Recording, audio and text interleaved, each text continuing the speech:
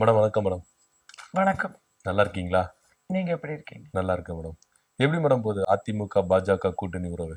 ரொம்ப ஸ்மூத்தா போயிட்டு இருக்கா இல்ல தடாலடியா போயிட்டு இருக்கா? அதிரடியா போய்கிட்டு இருக்கு. ம் ஆளுங்கட்சிக்கு பயம், பதட்டம் எல்லாம் ஏற்படுத்துற அளவுக்கு அருமையா போயிட்டு இருக்கு. நீங்க ம் பாத்தீங்கன்னா இன்னைக்கு எல்லா